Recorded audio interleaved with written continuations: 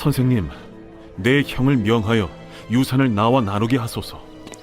이 사람아, 누가 나를 너희의 재판장이나 물건 나누는 자로 세웠느냐 하시고 그들에게 이르시되 삼가 모든 탐심을 물리치라. 사람의 생명이 그 소유의 넉넉한 데에 있지 아니하니라. 또 비유로 그들에게 말하여 이르시되 한 부자가 그 밭에 소출이 풍성하매 심중에 생각하여 이르되 내가 곡식 쌓아둘 곳이 없으니 어찌할까 하고 또 이르되 내가 이렇게 하리라. 내 곡간을 헐고 더 크게 짓고 내 모든 곡식과 물건을 거기 쌓아두리라. 또 내가 내 영혼에게 이르되 영혼아, 여러 해 쓸 물건을 많이 쌓아두었으니 평안히 쉬고 먹고 마시고 즐거워하자 하리라 하되 하나님은 이르시되 어리석은 자여, 오늘 밤에 내 영혼을 도로 찾으리니 그러면 내 준비한 것이 누구의 것이 되겠느냐 하셨으니 자기를 위하여 재물을 쌓아두고 하나님께 대하여 부요하지 못한 자가 이와 같으니라. 또 제자들에게 이르시되 그러므로 내가 너희에게 이르노니 너희 목숨을 위하여 무엇을 먹을까, 몸을 위하여 무엇을 입을까 염려하지 말라. 목숨이 음식보다 중하고 몸이 의복보다 중하니라. 까마귀를 생각하라. 심지도 아니하고 거두지도 아니하며 골방도 없고 창고도 없으되 하나님이 기르시나니 너희는 새보다 얼마나 더 귀하냐. 또 너희 중에 누가 염려함으로 그 키를 한 자라도 더할 수 있느냐. 그런즉 가장 작은 일도 하지 못하면서 어찌 다른 일들을 염려하느냐. 백합화를 생각하여 보라. 실도 만들지 않고 짜지도 아니하느니라. 그러나 내가 너희에게 말하노니 솔로몬의 모든 영광으로도 입은 것이 이 꽃 하나만큼 훌륭하지 못하였느니라. 오늘 있다가 내일 아궁이에 던져지는 들풀도 하나님이 이렇게 입히시거든 하물며 너희일까 보냐. 믿음이 작은 자들아, 너희는 무엇을 먹을까 무엇을 마실까 하여 구하지 말며 근심하지도 말라. 이 모든 것은 세상 백성들이 구하는 것이라. 너희 아버지께서는 이런 것이 너희에게 있어야 할 것을 아시느니라. 다만 너희는 그의 나라를 구하라. 그리하면 이런 것들을 너희에게 더하시리라. 적은 무리여, 무서워 말라. 너희 아버지께서 그 나라를 너희에게 주시기를 기뻐하시느니라. 할렐루야. 땡스기빙 잘 보내셨어요? 저는 코로나가 계속 확산되고 있어서 땡스기빙 동안에 자유롭게 밖에 나가지도 못하고 집에만 있었지만 그래도 간만에 밀린 집안일도 하고 우리 집 꼬맹이들과 놀아주면서 즐거운 시간을 보냈습니다.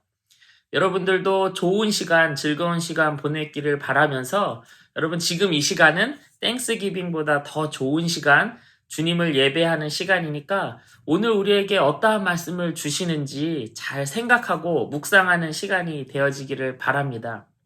여러분 누가복음 12장은요. 이 한 장을 통틀어서 소유에 대해서 이야기하고 있어요. 그런데 그 가운데서도 12장 가운데서도 전도사님은 한 부분을 한번 정해보았어요. 그것은 바로 오늘 읽고 들은 말씀입니다. 여러분 오늘 말씀 13절에 보니까 예수님을 따르던 무리 중에서 한 사람이 갑자기 탁 튀어나옵니다. 이 따르던 무리라고 했기 때문에 예수님을 따르던 사람 가운데 한 명이었던 것 같아요. 그런데 그 사람이 예수님께 나와서 무엇을 이야기했나 보니까요. 선생님, 내 형한테 명하여서 유산을 나와 나누게 하소서라고 말했다라는 것이죠.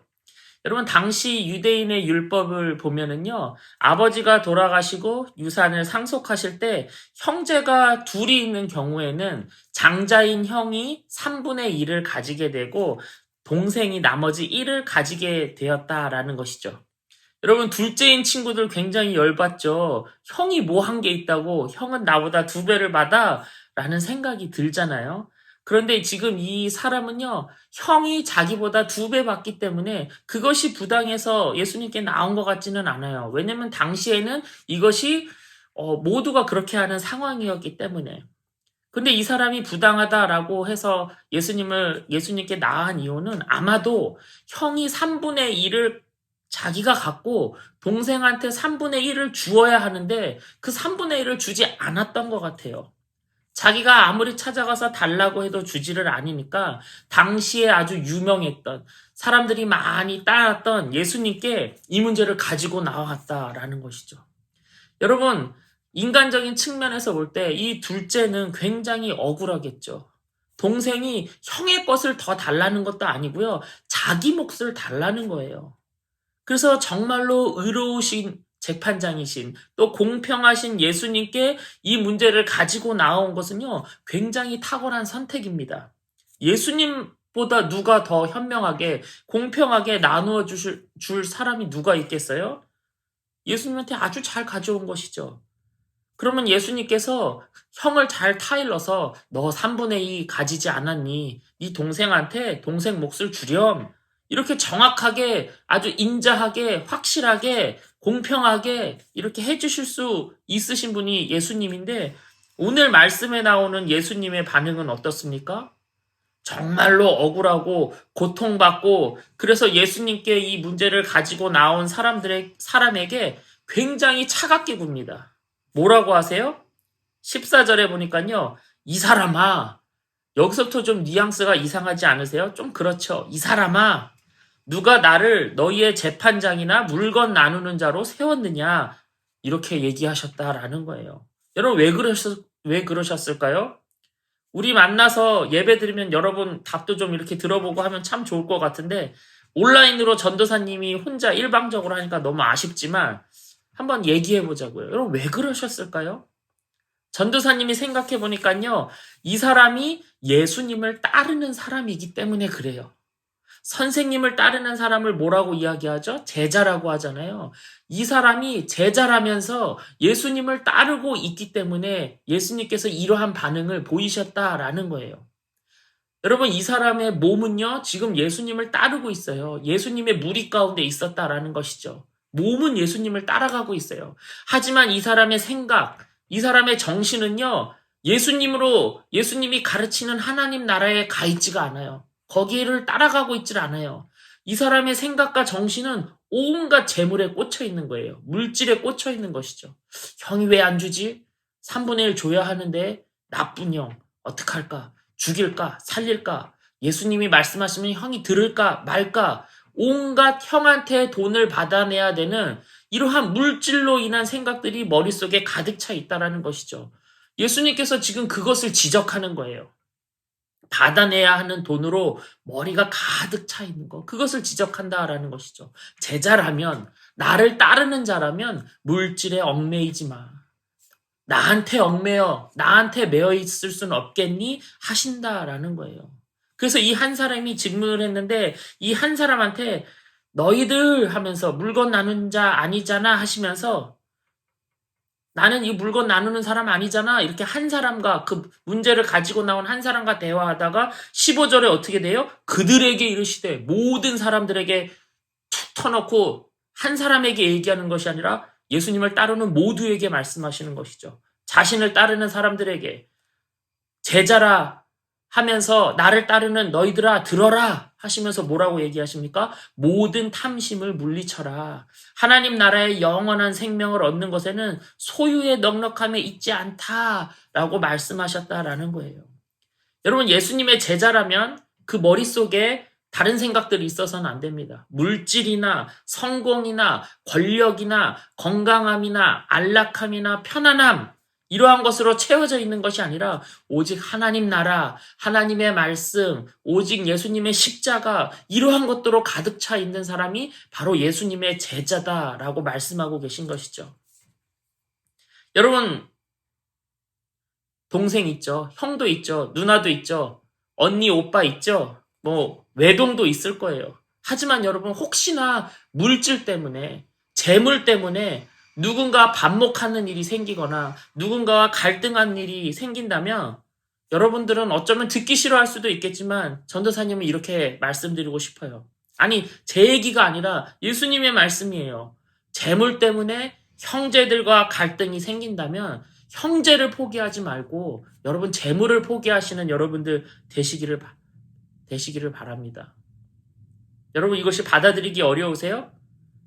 말씀해 보니까 예수님의 찾아왔던 부자가 있어요. 부자 청년이. 천국에 어떻게 들어갑니까? 예수님께서 네가 가진 모든 소유를 팔아서 가난한 자에게 나눠주고 나를 따라라 했을 때 근심하고 예수님을 떠나갔던 그 청년.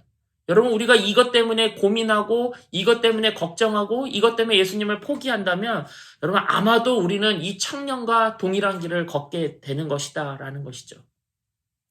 여러분, 얼마 전에 한국에 엄마가 잘 돌보지 못하여서 두 형제가 이렇게 의지하면서 살아가는 형제가 있었는데 엄마가 없으니까 잠깐 나가고 일하러 나가고 그래서 두 형제가 라면을 끓이다가 불이 났어요.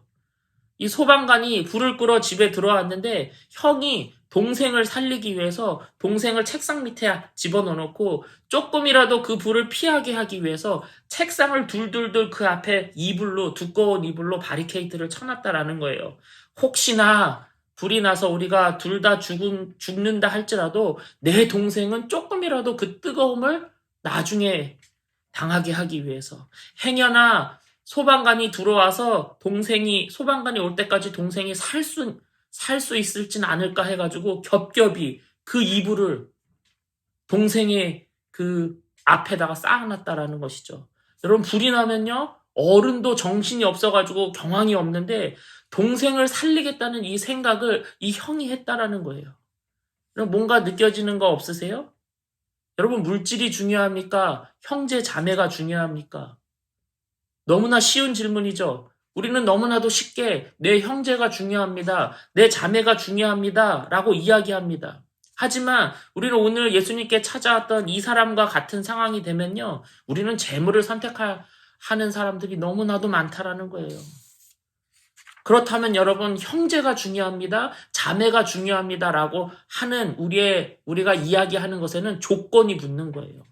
내가 용납할 수 있는 수준 안에서 내 형제와 내 자매가 그렇게 행동할 때 그때 이들이 정말로 귀하다라고 여기는 거죠. 내가 용납하지 않는 수준을 넘어가면 형제건 자매건 뭐 아무것도 아니에요. 남보다도 더한 적이 되는 것을 우리가 볼 수 있다라는 것이죠. 여러분, 우리 예수님의 제자 되고 싶잖아요. 그런데요, 여러분, 예수님의 제자는요, 물질로 머릿속이 가득 차서는 결단코 될 수가 없는 거예요. 여러분, 뭔가를 가지는 거, 소유에 얽매이지 마세요. 여러분, 우리는 소유에 얽매이는 자가 되지 말고 우리에게 어떠한 것을 소유하게 허락하신 하나님께 매여 있는 자들이 되어야 될 줄로 믿습니다. 여러분, 가진 거 뭐 있습니까? 우리는 가진 거 별로 없어요. 단지 이 땅을 창조하신 하나님께서 누리라고 허락하셔서 누리고 있을 뿐이에요. 우리는 가진 거 아무것도 없어요. 여러분, 내 주머니에 있는 것들 내가 가진 것 같지만 이거 내 거 아니에요. 이 땅의 주인이신 하나님 거예요. 여러분, 억울하세요? 아니요, 그렇지 않아요. 이거는 은혜의 말씀이에요. 여러분, 우리가 소유한다고 한들 얼마나 소유하겠어요? 한 1억 소유할 수 있을 것 같아요? 그럼 평생 모으면 한 10억, 100억 모을 수 있을 것 같아요? 그렇게 할 수 있다고 쳐봅시다. 여러분, 우리가 많이 가지고 있던 적게 가지고 있던 내가 가진 모든 것이 다 주님의 것입니다 라고 고백되어진다면 우리는 하나님께 소유된 백성이 되는 거예요. 내 소유가 내 것이 아니라 다 하나님의 것입니다 라고 할 때 내가 하나님께 소유된 자가 된다는 것이죠. 여러분, 내가 하나님께 소유된다라는 것은요, 이 땅을 주관하시는 이 모든 것을 다 가지신 하나님을 아버지로 맞이하는 놀라운 일이다라는 것이죠. 그래서 이 땅을 다 가지신 아버지를 선택하는 게 좋겠습니까? 아니면 내가 쥐고 있는 1억, 2억, 10억, 100억 그까지 돈을 붙잡는 게 더 소중한 일이겠냐라는 것이죠. 여러분, 나는 11조 했으니까 나머지 10의 9는 내 맘대로 해도 되는 거야. 내 멋대로 써야지. 이러한 생각을 버리시기를 바라요. 여러분, 나머지 10의 9를요, 여러분을 위해 쓰되, 또 여러분의 가족들을 위해 쓰되, 여러분 신중하게 구하고, 주님께 구하고, 그건 내 거 아니니까. 다 하나님 거니까. 10의 1만 하나님 것이 아니라 전부가 하나님 것이기 때문에 여러분 주님께 구하고, 여러분들의 소비를, 가지고 있는 소유를 소비하시기를 바라요. 여러분, 무분별한 소비는요, 덕이 안 될 뿐만 아니라, 목사님들이, 전도사님들이 엄청 흥청망청 돈을 쓰고 다니면 여러분 우리 이거 옳지 않다라고 여기잖아요. 덕이 안 될 뿐만 아니라 우리가 무분별하게 지출하는 것은요. 무분별하게 소유의 욕심을 내는 것은요. 그것은 죄다라고 예수님께서 말씀하고 계세요. 여러분들은 아니 내가 열심히 일해서 내 맘대로 쓰는 게 왜 죄입니까? 라고 하실 수도 있겠지만 여러분 왜 죄가 되는지 예수님이 형하고 재산 문제로 찾아온 이 사람을 통하여서 거기에 있는 모든 사람에게 한 가지 비유를 들려주세요. 16절부터 보니까요. 또 비유로 그들에게 말하여 이르시되 한 부자가 그 밭에 소출이 풍성하매 심중에 생각하여 이르되 내가 곡식 쌓아둘 것이 없으니 어찌할까 하고 또 이르되 내가 이렇게 하리라 내 곡간을 헐고 더 크게 짓고 내 모든 곡식과 물건을 거기 쌓아두리라. 또 내가 내 영혼에게 이르되 영혼아 여러 해 쓸 물건을 많이 쌓아두었으니 평안히 쉬고 먹고 마시고 즐거워하자 하리라 하되 하나님은 이르시되 어리석은 자여 오늘 밤에 내 영혼을 도로 찾으리니 그러면 내 준비한 것이 누구의 것이 되겠느냐 하셨으니 자기를 위하여 재물을 쌓고 쌓아두고 하나님께 대하여 부여하지 못한 자가 이와 같으니라. 여러분 한 사람이 농사를 지었는데요. 엄청 농사가 잘 됐어요. 열매가 수확한 그 소출이 평소보다 막 수십 배 나온 거예요. 그래서 곡식을 쌓아두는 창고가 모자라서 더 큰 창고를 크게 지어야지 라는 생각을 했다는 것이죠. 그렇게 고민하는 사람이 있었다라는 거예요. 여러분 이거 잘못된 거예요? 당연히 할 수 있는 고민이에요? 이거 당연히 할 수 있는 고민이잖아요. 그런데 예수님께서 말씀하시는 거예요. 이런 고민하고 있는 사람들에게 어리석은 자라고 하시는 거예요. 하나님이 너 오늘 밤에 불러가면 이런 고민이 무슨 소용이 있겠니? 라고 말씀하신다라는 것이죠. 근데 여러분 이 사람이 지금 한 잘못은요. 창고를 크게 지어야지 이 잘못이 아니에요. 여러분 방금 본 말씀에서요. 16절에서 21절까지 이 5절 되는 이 짧은 구절 가운데 짧은 이야기 중에 여러분 이 사람이 어떤 마인드를 품고 있는지 한번 보세요. 17절에요. 내가 18절에도요. 내가 내 곡간 내 모든 곡식 19절에도 내가 내 영혼에게 이 짧은 5절에 내가 6번이나 자신을 채우려는 나라는 단어가 6번이나 등장하고 있다라는 거예요. 이 사람은 내가 농사를 지었는데 소출이 많으니 다른 사람에게 이 소출을 나누어 주겠다. 가난한 자를 도우라고 하나님께서 나에게 더 열매를 맺게 하셨다. 이렇게 나아간 것이 아니라 나의 이웃을 위하여, 나의 형제를 위하여, 나의 민족을 위하여, 다른 사람을 위하여, 하나님 나라를 위하여 이것을 생각한 그러한 관점으로 생각하는 사람이 아니라 이것을 어떻게 쓸까 고민한 사람이 아니라 농사이 대박난 부자는요. 나를 위하여 이걸 어떻게 쓸까? 나의 인생을 위하여 내 곡간, 내 곡식, 내 창고 자신을 생각하는 사람 이러한 마인드를 가지고 살아가는 사람 그러한 사람 죄인이다 라고 말씀하시는 거예요. 제자 아니다 라고 말씀하시는 거예요. 여러분 우리의 소유는요. 다 하나님의 거예요. 각자의 집에서 여러분 아멘 했으리라 저는 믿어요. 그러니까 여러분 부모님 잘 만나서 내가 좀 더 많이 가지고 있는 것처럼 느껴져도 여러분 교만하지 마시길 바라요. 그거 여러분 거 아니에요. 그거 다 하나님 거예요.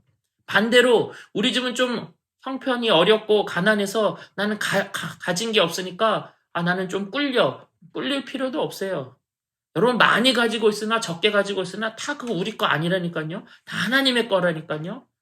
그러니까 여러분 물질로 인하여서 교만할 필요도 없고요. 움츠러들 필요도 없는 거예요. 전도사님 부모님은 부자가 아니에요. 조그만 개척교회 목사님이에요. 20명, 30명 모이는 그러한 교회 목사님이 어떻게 부자가 될 수 있겠어요? 그런데 저는 가난한 가정에서 태어난 게 너무 좋아요. 왜냐면요. 성경에 보니까 예수님이 가난한 가정에서 태어나셨어요. 예수님의 어린 시절을 보니까 비둘기로 정결 예식을 하셨대요. 여러분 비둘기로 예식을 한다라는 것은요. 정말 가난하다는 거예요. 극빈자 중에 극빈자라는 거예요. 양이나 염소를 살 형편이 안 되는 집이라는 거죠.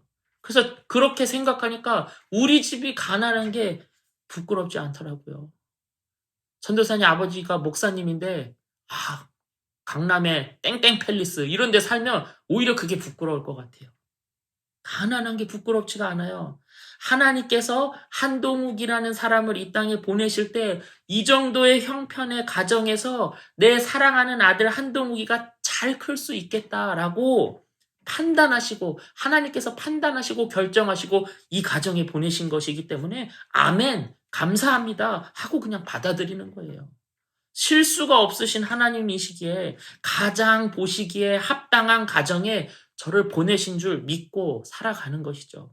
여러분도 마찬가지예요. 우리 집 형편이 왜 이럴까? 나는 왜 이러한 가정에 태어났을까? 낙심하지 마세요. 절망하지 마세요. 하나님께서 여러분을 통하여서 뜻을 이루실 때 그 가정이 가장 여러분이 있어야 할 가장 좋은 가정이기 때문에 그 가정에 여러분을 그곳에 보내셨다라는 것이죠. 그래서 가진 것 없다고 걱정하지 마세요. 염려하지 마세요. 22절부터는 계속 그 얘기예요. 걱정하지 마라. 염려하지 마라.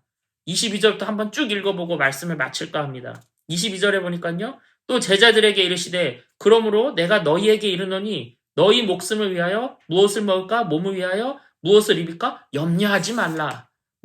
목숨이 음식보다 중하고 몸이 의복보다 중하니라. 까마귀를 생각하라. 심지도 아니하고 거두지도 아니하며 골방도 없고 창고도 없으되 하나님이 기르시나니 너희는 새보다 얼마나 더 귀하냐. 또 너희 중에 누가 염려함으로 그 키를 한 자라 더할 수 있느냐. 그런즉 가장 작은 일도 하지 못하면서 어찌 다른 일들로 염려하느냐. 백합화를 생각하여 보라. 실도 만들지 않고 짜지도 아니하느니라. 그러나 내가 너희에게 말하노니 솔로몬의 모든 영광으로도 입은 것이 이 꽃 하나만큼 훌륭하지 못하였느니라. 오늘 있다가 내일 아궁이에 던져지는 들풀도 하나님이 이렇게 입히시거든 하물며 너희일까 보냐. 믿음이 작은 자들아. 너희는 무엇을 먹을까 무엇을 마실까 하여 구하지 말며 근심하지도 말라. 이 모든 것은 세상 백성들이 구하는 것이라. 너희 아버지께서는 이러한 것이 너에게 있어야 할 것을 아시느니라. 다만 너희는 그의 나라를 구하라. 그리하면 이러한 것들을 너희에게 더하시리라. 적은 무리여 무서워 말라. 너희 아버지께서 그 나라를 너희에게 주시기를 기뻐하시느니라. 여러분, 가진 거 없다고 무서워도 말고 두려워도 말고 염려하지도 말고 근심하지도 마세요. 왜요? 왜요? 하나님께서 여러분을 너무도 많이 아주 격렬히 자기 아들을 내어주실 만큼 여러분을 사랑하시기 때문에 그런 거예요. 그래서 이 땅의 소유 때문에 거기에 얽매여서 근심하며 살아가지 마시기를 바랍니다. 여러분들이 앞으로 커서 세상 가운데 살아갈 때 여러분 끊임없이 누군가 비교하면서 누군가에게 비교당하면서 살면은 여러분 인생 행복하지 않을 거예요. 하지만 하늘에 계신 하나님께서 나의 처소를 하늘에서 예비하셨다. 그 하나님 아버지를 생각하면요. 여러분 이 땅에서의 여러분 인생 또한 행복하게 되어질 줄로 기쁨이 넘칠 줄로 저는 믿습니다. 여러분 우리는 우리의 욕심을 이루기 위해서 예수님을 믿는 사람이 되어서는 안 됩니다. 아, 예수 믿으면 내가 좋은 대학 갈 수 있지 않을까? 좋은 직장 가질 수 있을까? 그러려고 예수 믿는 사람 아니라는 거예요. 여러분 우리가 예수님을 믿는 이유는요. 우리의 이러한 욕심들을 십자가에 못 박기 위해서 그것이 죄이기 때문에 십자가의 것을 못 박기 위해서 예수님 믿는 거예요.